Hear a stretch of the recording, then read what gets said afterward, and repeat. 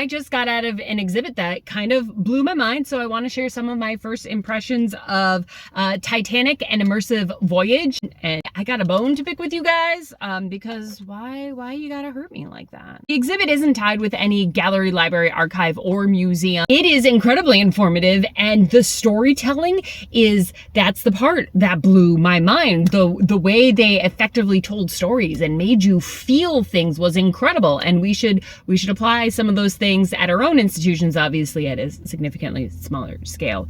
One of the ways they did that was with music. They wanted you to feel certain things in certain places.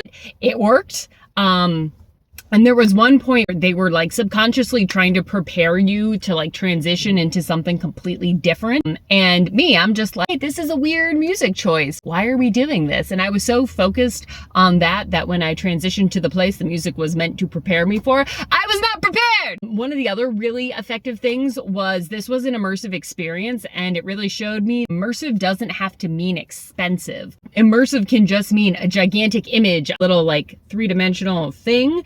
And like all of a sudden, you're at the prow of the Titanic. I spent the past few years writing about those immersive projector-based exhibits. Was incredibly effective at telling the story using, this projected space, so you feel like you're there with just the telegram messages and then the occasional like informational footnote to the side to sort of tell you what was happening. Along with the music, you just felt things. Like I was on the verge of tears feeling things about what was happening. I've written about virtual reality and museum exhibits I got to experience. I also don't fully know how I feel about the experience because parts of it were incredible and I had a lot of fun. Other things were very scary, and I do not think they were meant to be scary. Well, some things were meant to be scary. It was also way more than I thought it would be. Like I thought, get on this submersible, we're gonna explore the Titanic. That's where it started and that's where it ended. A lot more intense when they're like, now put on your diving suit. Like, what do you mean, put on my diving suit? I'm not going out there, I'd get crushed. God, I'm gonna die. I didn't die, but like, this isn't real. I know this isn't real, but I had genuine